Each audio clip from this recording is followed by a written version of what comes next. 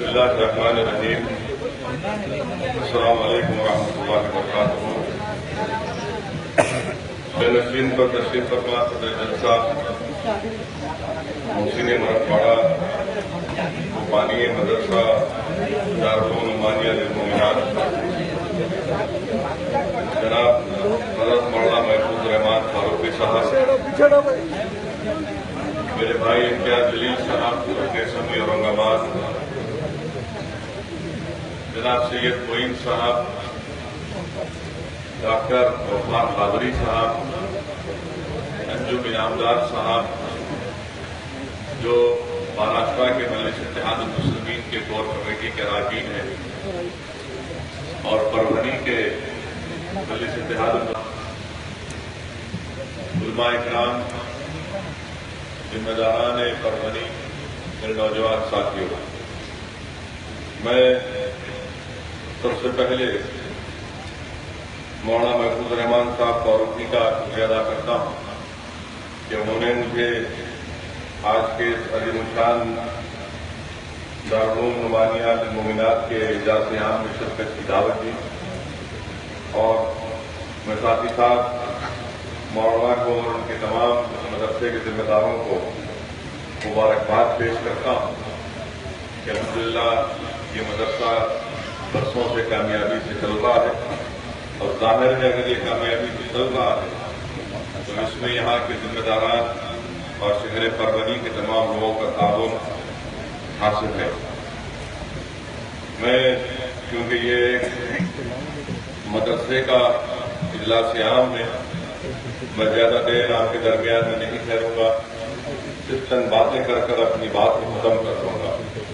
سب سے پہلی بات یہ ہے کہ علم ایک لازوال دولت ہے، یہ ایک بہت بڑا سرمایہ ہے۔ علم ایک لازوال دولت ہے، ایک بہت بڑا سرمایہ ہے، اور اگر انسان کو دین اور دنیا میں ایک تاج اگر پہننا ہے تو بہت ضروری ہے کہ وہ علم کو حاصل کرے، اور جیسا کہ بزرگوں نے فرمایا کہ اگر جو علم نہیں جانتا وہ خدا کو بھی نہیں پہچان سکتا۔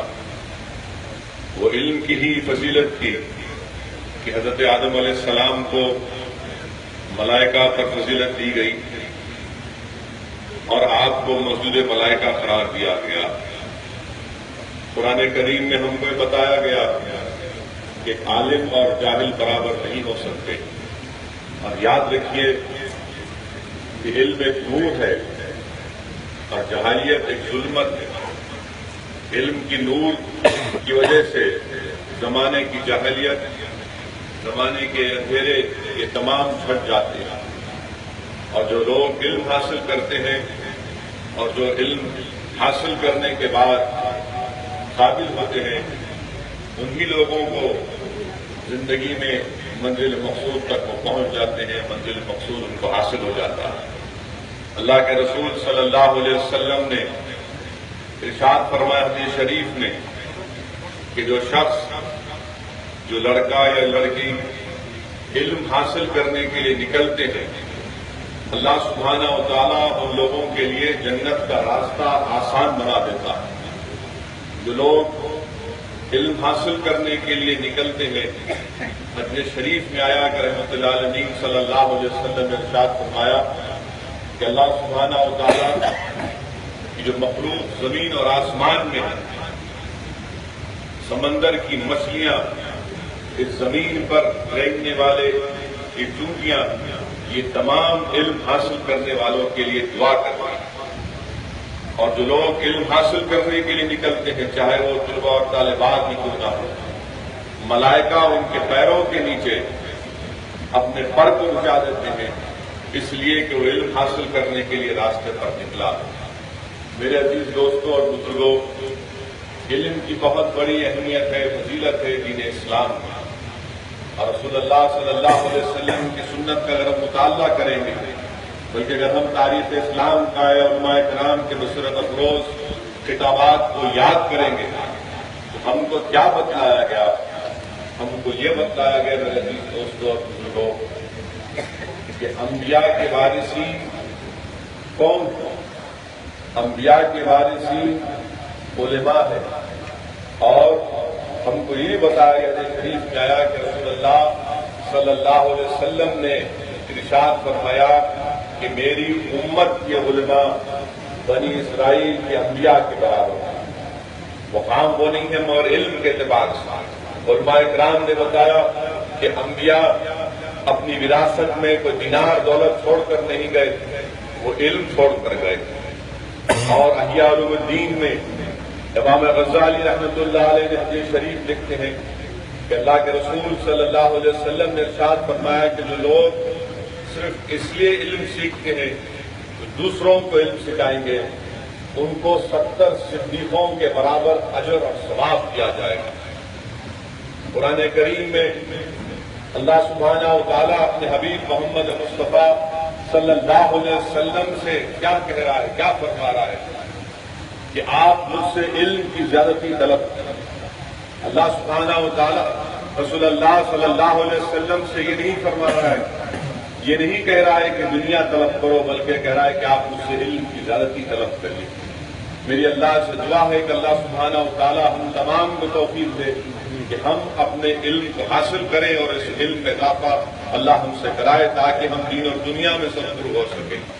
میرے عزیز دوستوں اور بزرگوں، امام حسن بصری رحمۃ اللہ علیہ کیا فرماتے ہیں؟ امام حسن بصری رحمۃ اللہ علیہ فرماتے ہیں کہ قیامت کے دن علماؤں کا خون شہداؤں کے خون سے زیادہ وزن اور بھاری ہوگا۔ میرے عزیز دوستوں اور بزرگوں، پس پردہ بیٹھ کر سننے والی میرے عزتدار اور ماں اور بہنوں، مجھے یہاں پر حدیث شریف یاد آ رہی ہے کہ جب ایسے 4 قسم کے لوگوں کو بغیر حساب کتاب کے اور عذاب کے جنت کے دروازے پر جب ان کو لایا جائے گا تو یہ 4 قسم کے لوگ ایک دوسرے سے بحث کریں گے۔ حدیث کے الفاظ یہ ہیں کہ اس میں ایک عالم بعمل ہوگا، دوسرے وہ لوگ ہوں گے جنہوں نے حج کو ادا کیا اور صحیح طریقے سے ادا کیا، جو دین جس بات کا مطالبہ کرتا ہے اور حج کے دوران میں کسی سے جھگڑا نہیں کیا، فساد نہیں کیا۔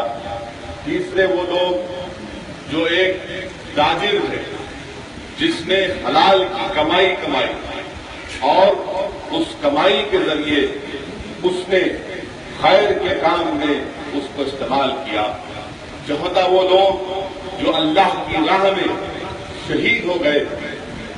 ایسے 4 قسم کے لوگوں میں جب بحث ہوگی تو اللہ سبحانہ و تعالیٰ حضرت جبریل امین کو بھیجیں گے، اور حضرت جبریل امین شہید سے سوال کریں گے کہ بتا تمہیں شہادت یا پھر اپنی جان کیوں دی؟ تو وہ شہید پکار کر کہے گا کہ میں نے حق کی سربلندی کے لیے، دین کی سربلندی کے لیے اور اللہ کی خوشنودی کے لیے اپنی جان کو قربان کیا، اس لیے سب سے پہلے مجھے جنت پہ جانا چاہیے۔ جبریل امین اس سے پوچھتے ہیں کہ بتا تم نے کہاں سے سنا؟ تو وہ شہید کہے گا کہ میں نے کسی ایک عالم کی زبان سے یہ ارشاد سنا۔ تو پھر حضرت جبرائیل کہتے ہیں کہ بتا جس کی زبان سے تم نے یہ بات سنی وہ تمہارے استاد ہو یا نہیں؟ وہ کہے گا کہ ہاں بے شک میں نے ان کی زبان سے سنا اور یہ جذبہ شہادت میرے دل میں پیدا ہوا۔ پھر ویسے ہی ان لوگوں سے پوچھا جائے گا جنہوں نے دولت کو حاصل کیا حلال ذریعے سے، پھر ان سے بھی پوچھا جائے گا جنہوں نے حج کو ادا کیا کہ بتاؤ تم نے کہاں سے سنا؟ تو کہیں گے کہ ہم نے ایک عالم کی زبان سے بات سنی۔ اور جب جبرائیل کہیں گے کہ چلو اب فیصلہ ہو چکا ہے، ایک عالم سب سے پہلے جنت میں جائے گا، تو عالم پکار کر کہے گا کہ نہیں، جب تک یہ حلال پیسوں جو کماتا تھا حلال ذریعے سے تاجر، اگر یہ میری اس وقت مدد نہیں کرتا تو میں عالم نہیں بن سکتا تھا۔ تو فیصلہ ہوگا کہ سب سے پہلے اس کو جنت میں جانے دیا جائے جس نے اس عالم کو تیار کیا تھا۔ میرے عزیز دوستوں اور بزرگوں، اس لیے بہت ضروری ہے کہ ہم اپنے ان مدرسوں کو مضبوط کریں۔ یہ ہمارے مدرسے ہیں اور یہ مدرسے کوئی دہشت گردی کی تعلیم نہیں دیتے، یہ مدرسے لوگوں کو انسان بناتے ہیں، اور ہمارا دین، ہمارے علماء یہ کیا کہتے ہیں کہ پہلے انسان بنو. جو اچھا انسان بنے گا یقیناً اچھا انسان بنے گا. اور یہ ہندوستان میں جتنے ہمارے مدرسے ہیں، میں ہمارے بڑے بڑے جو لوگ اخبارات میں بیان دیتے ہیں، جو بڑے بڑے رائٹرز ہیں، تھنکرز ہیں، جو اپنے آپ کو دہشت گردی کے ایکسپرٹ سمجھتے ہیں، میں ان سے کہہ رہا ہوں، بلکہ میں ان کو چیلنج کر رہا ہوں کہ ہندوستان میں جتنے مدرسے ہیں، آپ بغیر بولیے ان مدرسوں میں آئیے، آ کر دیکھیے کہ کیا یہاں پر بچے اور بچیوں کو دہشت گردی کی تعلیم دی جا رہی ہے یا حب الوطنی کی تعلیم دی جا رہی ہے. ہمارے مدرسوں میں ہمیشہ جہاں پر ہم اپنے بچے اور بچیوں کو علم کے زیور سے آراستہ کرتے ہیں تاکہ یہ مومن بنے، تاکہ یہ اچھے انسان بنے، تاکہ ہندوستان کو مضبوط کر سکے، آج زمانہ یہ جھوٹا پروپیگنڈا کرتا ہے مسلمانوں کو بدنام کرنے کے لیے، اسلام کو بدنام کرنے کے لیے کہ یہ دہشت گردی کی تعلیم دی جاتی ہے. نہیں، یاد رکھو یہاں پر ہمیشہ سے توحید کی تعلیم دی گئی، یہاں پر سنت رسول صلی اللہ علیہ وسلم سکھایا گیا تاکہ یہ لوگ اچھے انسان بن سکیں، تاکہ معاشرے میں ایک معاشرہ صالح معاشرہ تشکیل کیا جا سکے، تاکہ لوگوں کے گھروں سے غربت اور افلاس کا خاتمہ ہو، تاکہ ہندوستان میں امن اور مضبوط ہو. یہ کام برسوں سے یہاں پر کیا جا رہا ہے. لوگ نہیں جانتے ہندوستان کی تاریخ کو. سن 57 کی جنگ آزادی کس نے شروع کی تھی؟ انگریزوں کے خلاف جہاد کا فتویٰ یہ خاکی چڈی پہننے والے جو آج خاکی پینٹ پہن رہے ہیں، سن 57 کی جنگ آزادی یہی مدرسوں کے وہ مجاہدین، وہ علماء کرام، وہ محدثین، وہ فقیر نے دیا. اور کیا کہا تھا کہ انگریزوں کے خلاف لڑنا یہ جہاد کا فتویٰ ہے، اور اس جہاد کے فتوے کی سیاہی سوکھنے سے پہلے ہمارے معزز علماء کرام نے اپنی جانوں کو قربان کیا انگریزوں کے خلاف. آج اس ملک کو آزاد جہاں پر سب نے کیا، مگر تاریخ گواہ ہے کہ سن 57 کی جنگ آزادی انہی مدرسوں کے مجاہدین اور علماء کرام کی آواز پر شروع کی گئی تھی. مگر افسوس ہوتا ہے کہ ہم کو بدنام کرنے کی کوششیں کی جاتی ہے، تو کبھی ISI، کبھی فلاں، کبھی یہ اب لیٹسٹ چل رہا ہے کہ ISIS کا نام دیا جاتا ہے. سارے دنیا کے علماء کرام چاہے کسی بھی مسلک سے ان کا تعلق ہو، ایک ہو کر انہوں نے کہہ دیا کہ ISIS کا اسلام سے کوئی تعلق نہیں ہے، داعش کا اسلام سے کوئی تعلق نہیں ہے. ان کو جہادی کہنا بھی جہاد کے نام پر ایک غلطی ہے. یہ نہ جہاد ہے نہ یہ جہادی ہے، بلکہ تمام کے تمام شیاطین ہیں. یہ حضرت شیطان کے لطفے سے پیدا ہونے والوں کا نام داعش ہے. ان کا اسلام سے کوئی تعلق نہیں ہے. ہم زمانے کو بولتے بولتے تھک جا رہے ہیں، مگر ہر بار ہم سے سوال کیا جاتا ہے. میں آج ان تمام لوگوں سے پوچھنا چاہتا ہوں کہ ملک کو آزاد ہوئے 70 سال کا ایک لمبا عرصہ گزر چکا، اور 70 سال کے بعد بھی جہاں پر 1 نہیں، 2 نہیں، 3 نہیں، 4 نہیں، بلکہ 6-7 نسلیں آ چکی ہیں. اس کے باوجود بھی اگر مجھے اپنی وفاداری کا سرٹیفکیٹ اگر لینا پڑے گا، مجھے اگر آپ میری وفاداریوں پر شک کریں گے تو بتائیے کیا یہ ظلم نہیں ہے؟ اور جو لوگ ہم سے وفاداری کا سرٹیفکیٹ پوچھ رہے ہیں، میں ان لوگوں کو دنیا کا سب سے بڑا ظالم سمجھتا ہوں. یہ دنیا کے سب سے بڑے ظالم ہیں. بلکہ میں اگر کہوں گا تو غلط نہیں ہوگا، یہ تو نمرود اور فرعون کے جانشین ہے جو آج ملک کی آزادی میں جنہوں نے اپنا خون پسینہ بہایا، آج انہی کی نسلوں سے آپ وفاداری کا سرٹیفکیٹ پوچھ رہے ہیں. جن سے بڑا کوئی ظالم نہیں کر سکتا.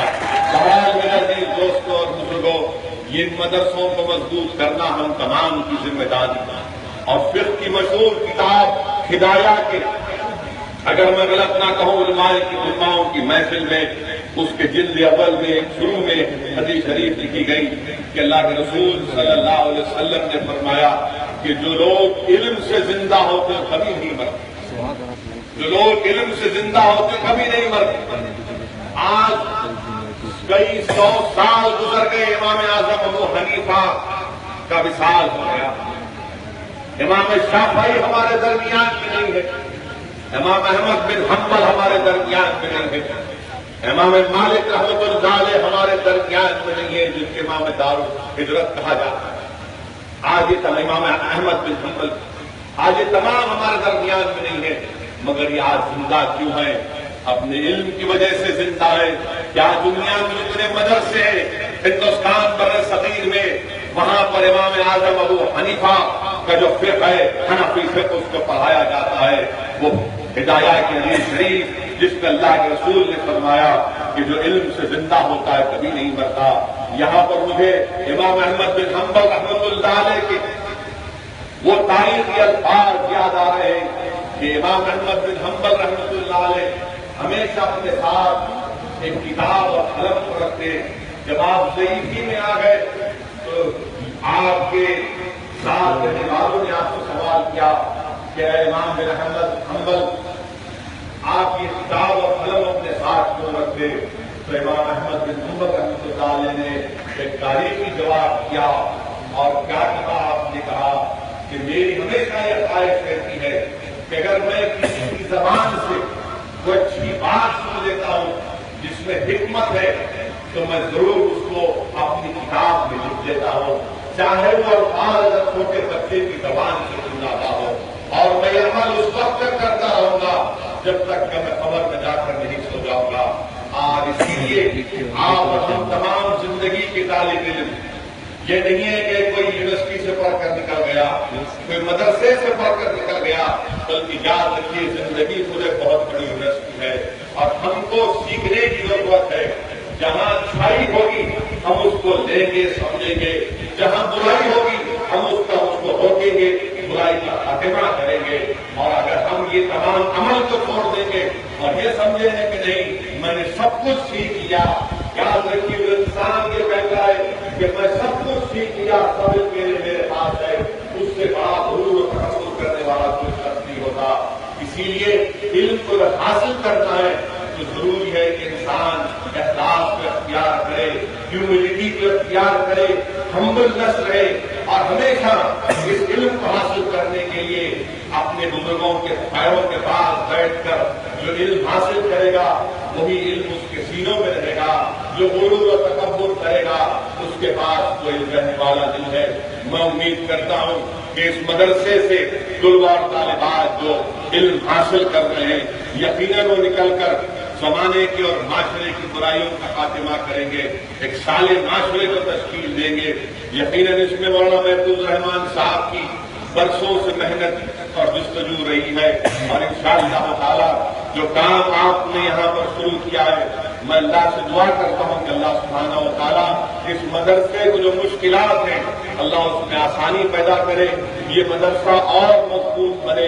یہ مدرسہ جو آج یہاں پر مولانا نے مجھے بتایا کہ اس میں ایک IIT کا ایک set for Alfalah international Islamic school بھی یہاں پر چل رہا ہے، الحمدللہ، یعنی دونوں دینی اور دوسرے علم بھی یہاں پر سکھایا جا رہا ہے۔ میں مبارکباد دیتا ہوں مولانا کو، اور ساتھ ہی ساتھ آپ تمام کا بھی شکریہ ادا کرتا ہوں کہ آپ یہاں پر آئے، کیونکہ یہ ایک مدرسے کا جلسہ ہے، اجلاس عام ہے۔ میں انشاءاللہ تعالیٰ قریب میں کوشش کروں گا کہ رمضان سے پہلے یہاں پر ایک جلسہ عام ہو۔ میں یہاں کے پولیس سے بھی کہوں گا کہ آپ ہم کو پرمیشن دیجیے یہاں پر ہم کو جلسہ کرنے کا۔ یقیناً آپ مجھے نوٹس دیجیے، میں جیسا یہاں پر آیا تو ہمارے انسپیکٹر صاحب آ کر لو لیٹر میرے حوالے کریں۔ تو الحمدللہ اللہ کرے کہ میری اور پولیس سے محبت کا رشتہ ہمیشہ قائم رہے۔ اب یہ نہیں معلوم کہ کون مجھ سے پیار کرتا ہے، میں کرتا ہوں وہ کرتے ہیں، بہرحال مجھے لگتا ہے کہ ایک طرفہ محبت، خالی مجھ سے ہی محبت کرتے پولیس کے لوگ، میں ان سے کہوں گا کہ دوسرے لوگوں سے ہی محبت کریے آپ۔ یقیناً میں داڑھی والا ہوں، سر پہ ٹوپی ہے، شاید میں آپ کو اچھا لگتا ہوں، مگر دوسروں سے ہی محبت کریے۔ یہ لو لیٹر ان کو بھی دیجیے۔ بہت سے لوگ ہیں بہت سی باتیں کرتے ہیں مگر ان کو نوٹس نہیں دی جاتی ہے۔ کوئی کہتا ہے کہ تلوار سے ایسا کر دیں گے، کوئی بولتا ہے چاقو سے ایسا کر دیں گے، کیا کیا ہے نہیں معلوم تھا۔ میں تو صرف اتنا ہی کہوں گا کہ یہ سرزمین دکن کا حصہ ہے، اور اس حصے میں ہمارے پاس حکیمہ بہت سے حکیم ہے، حکیم ہے تو حکیم کے پاس پھر جاتے ہیں تو حکیم کے پاس جا کر آپ کیا بولتے ہیں کہ حکیم صاحب تھوڑا کمزوری، حکیم صاحب بولتے ہیں بیٹھو میاں، اگر زیادہ ضعیف رہے تو تھوڑا پھرتے بھی ہوتے تو ایک خامخواہ وقت خراب کرتے ہیں کہ کیا تکلیف ہے، سر میں درد ہے، جوڑوں میں درد ہے، تو انہیں ادھر ادھر دیکھ کے ہندو کان میں جا کے کچھ کچھ بولتا اچھا یہ حکیم صاحب بولتے ہیں۔ اب ایسا ہو گیا کہ ہر ایک کو اپنی مردانگی دکھانے کے لیے اسد الدین اویسی امتیاز والی جگہ بزرگ ہوگا۔ بھائی صاحب ہم حکیم نہیں ہیں، ہم سیاسی حکیم ہیں تو الگ بات، مگر آپ صرف ہمارے پیچھے مت پڑو۔ آج مرٹھواڑہ میں جو تحت آپ اندازہ لگائیے کہ مہاراشٹر کے اس حصے میں اس 4-5 مہینے میں 500 کے قریب کسان خودکشی کرنے پر مجبور ہوئے۔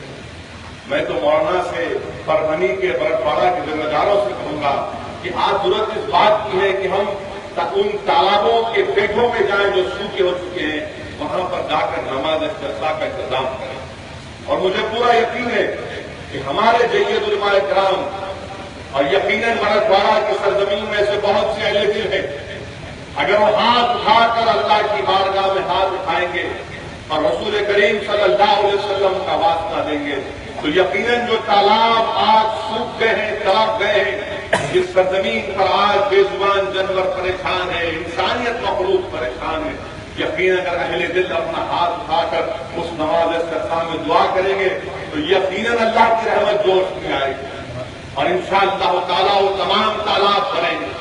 میں آپ تمام سے بھی اپیل کر رہا ہوں، میرے بزرگوں سے، یہاں کے اولیاء اللہ سے اپیل کرتا ہوں کہ آپ اپنی نماز تہجد میں بھی اللہ کو راضی کرائیے اور اللہ اس اپنی رحمت سے باران رحمت کو مرٹھواڑہ میں اتنا برسائے کہ پورے تالاب اتنا بھر جائے کہ جب تک دنیا قائم رہے کبھی مرٹھواڑہ میں قید نہ ہو، کبھی مرٹھواڑہ کا کسان خودکشی نہ کرے، کبھی مرٹھواڑہ میں ٹرینوں کے ذریعے پانی نہیں لایا جاتا۔ آپ اندازہ لگائیے کہ کتنی تکلیف میں انسانیت ہے۔ میں تو صرف یہی کہوں گا کہ اللہ اس تکلیف کو ختم کرے ہمیشہ کے لیے پورے ہندوستان سے۔ یقیناً اقتدار پر ظالموں کا قبضہ ہے، مگر ہم کو اللہ سے دعا کرنا ہے کہ پروردگار ان ظالموں کو مت دے، لیکن رحمت کا واسطہ تو رحم کر دے مظلوموں، اور اللہ اس پورے ہندوستان کے وطن عزیز میں جہاں جہاں پاک ہے، جہاں جہاں پانی نہیں ہے، اللہ خوب باران رحمت کو نازل کرے۔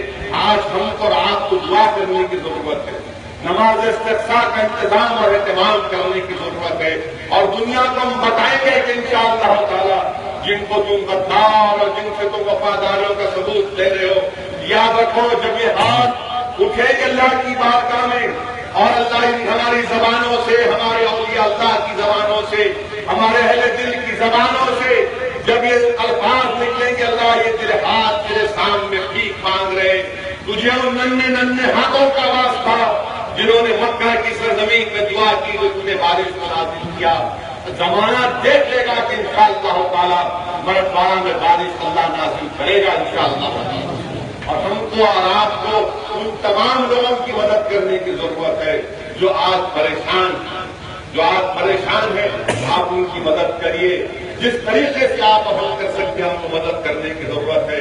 اس سے بڑا فرق یہاں پر کبھی نہیں آیا تھا۔ آج ہم ہمارے کسان بھائیوں سے بھی کہہ رہے ہیں کہ آپ مایوس مت ہوئیے، آپ زمانے سے لڑیے، انشاءاللہ تعالی ہم آپ کے ساتھ کھڑے ہیں۔ اسد الدین اویسی امتیاز جلیل سے آپ کو سیاسی نظریات کے خلاف ہو سکتا ہے، برابر رکھیے، مگر اس کام میں ہم آپ کے ساتھ ہیں۔ ہم حکومت کے خلاف ضرور ہیں اور رہیں گے بی جے پی شیوسینا کے خلاف، مگر یہ کام ایسا ہے کہ پانی کو پہنچانا، یہ پانی ملنا، اس تمام کام پہ ہم تمام کو تعاون کرنے کی ضرورت ہے۔ اس میں سیاست کرنے کی ضرورت نہیں ہے، سیاست کرنے کے بہت موقع ہیں، اور انشاءاللہ تعالی جب ہم سیاست کرتے تو یہ ہمارا مقابلہ بھی نہیں کر سکتے۔ خالی ایک زبان سے جملہ نکل گیا تو پورا معاملہ بنتا.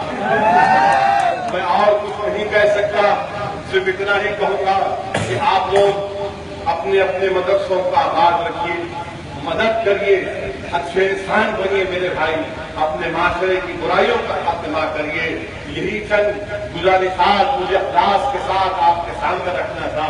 میں پھر سے ہمارے ایس پی صاحب کا، ڈی ایس پی صاحب کا، انسپکٹر صاحب کا شکریہ ادا کرتا ہوں کہ آپ نے اتنا اچھا انتظام بھی کیا اور ہمارے کو نوٹس بھی دی. اور مجھے شکایت اس بات کی ہے کہ امتیاز جلیل صاحب اسمبلی میں آپ کو چھٹی کے دن 900 روپے ملتے تھے، 65 روپے ملتے تھے، 65 روپے ملتے تھے، اور اب 900 سے 1800 روپے ملتے ہیں. 900 سے 1800 روپے آپ کو مل رہے ہیں. کم سے کم دوبارہ تو نوٹس مت دو. 900 سے 1800 روپے ہو گئے بھائی. نوٹس اگر دینا ہے تو کم سے کم نوٹس دے کے بولو یہ مٹھائی کا ڈبہ بھی چھوٹا ایک دودھ پیڑا کچھ تو، وہ میٹھے کا ڈبہ نہیں بول رہا ہوں جو پارٹی پاور میں ہونا لیتے ہیں جیلوں کو بھی جاتے. مگر تھوڑا تو ہم ہی تو آپ کے لیے لڑ رہے، ہم ہی تو بولتے آپ کے لیے، دوسرے تو کوئی بولتے نہیں ہیں. اچھا ہوا تو ہم کریڈٹ لیتے، برا ہوا تو آپ کو ڈالتی ٹرانسفر کرتے. ہم نہ جانے والے کہیں گے نہ آپ جانے والے. آپ کا ہمارا رشتہ جو ہے روز صبح اٹھتے ہی دیکھنا ہے آپ کو. اسی لیے ہم یہی گزارش کر رہے ہیں کہ ہم لا اینڈ آرڈر مینٹین رہے، امن برقرار رہے. مجلس امن کے خلاف نہیں ہے، مجلس کی لڑائی کسی مذہب کے خلاف نہیں ہے. مجلس کی لڑائی ان ظالموں کے خلاف ہے جو 10% لوگ ہندوستان میں ہیں اور 90% لوگوں کا حق مار رہے ہیں. مجلس کی لڑائی ان 10% لوگوں کے خلاف ہے جو ہمارا استحصال کر رہے ہیں، ہمارا حق مار رہے ہیں، ہم کو بھوکا رکھ رہے ہیں. مجلس ان کے خلاف لڑ رہی ہے. اور آپ جانتے ہیں کہ ہم تمام کمزور طبقات ہمارے دلت بھائیوں کو ساتھ لے کر اپنا سیاسی سفر کر رہے ہیں. اس میں آپ تمام لوگوں کا تعاون، آپ کی دعاؤں کی ضرورت ہے. اور میں اپنی بات کو ختم کرنے سے پہلے میں عوامی طور پر اس بات کو کہنا چاہوں گا، یہ بڑا زیادتی ہوگی اگر میں یہاں پر مرحوم سجود آلہ کا نام ڈالوں. میری اللہ سے بھی دعا ہے کہ اللہ ان کی مغفرت فرمائے.